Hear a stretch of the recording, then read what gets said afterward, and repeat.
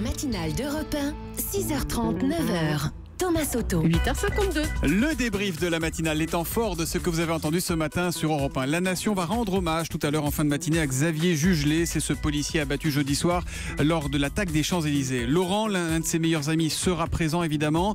Écoutez Laurent, il témoignait tout à l'heure dans le journal de 8h. Au-delà d'être un ami, il était un policier engagé. Il avait une foi dans ce métier de donner service. Quand il y a eu les autres hommages lors des attentats, on en a parlé et il trouvait formidable qu'un policier mort pour la France soit récompensé par un hommage comme celui-ci. Donc bien évidemment, si je devais parler à sa place, je pense qu'il serait heureux que quand on est mort pour la France, l'État puisse te rendre un honneur, bien évidemment. Voilà pour cet ami du policier abattu avant cet hommage national qui sera rendu en présence de François Hollande et des deux finalistes de la présidentielle tout à l'heure à la préfecture de police de Paris. On en souriait avec Nicolas Canteloup, mais Jean-Luc Mélenchon a donc refusé de donner une consigne de vote pour le second tour. Pourtant en 2002, il avait un avis bien tranché, Jean-Luc Mélenchon. Écoutez cet extrait du kiosque d'Europe 1, c'était à 6h45. Beaucoup de journaux sont interpellés par le silence de Mélenchon sur le Front National, comme l'écrit Libération. Et c'est le média Brut qui nous rappelle en un court extrait sonore qu'en 2002, le candidat était beaucoup plus clair. Le 5 mai, il ne faut pas hésiter. Alors mettez des gants si vous voulez, des pinces ou ce que vous voulez, mais votez.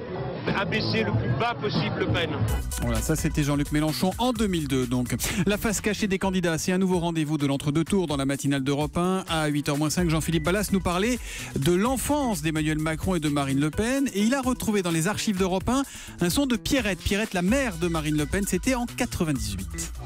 Si Marine s'occupe de politique, il aura du souci à se faire. Avec ma fille Marine, qui est le clone absolu de son père, les cheveux en plus. Physiquement, moralement, je vous dis, Marine Le Pen, c'est Jean-Marie Le Pen.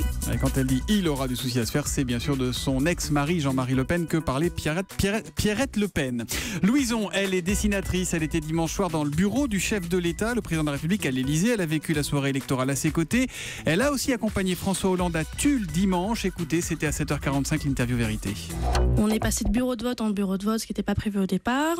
Ce qui est toujours assez amusant, c'est la tête des gens dans le bureau de vote qui se retournent, même s'ils le connaissent bien, ça surprend toujours un petit peu. J'ai vu beaucoup de gens oublier leur papier, en particulier au moment du vote, parce qu'ils étaient un peu perturbés par la présence du chef de l'État. Il a voté pour qui en vrai, François Hollande? Ah bah j'étais pas dans les Il vous l'a pas dit? Ah non. Vous voulez pas poser la question? La seule question que je lui ai posée, c'était parce qu'on a parlé du fait que beaucoup de Français ce jour-là une partie des Français ne savaient pas encore pour qui ils allaient voter, et que ça allait se décider vraiment, parfois même dans l'isoloir.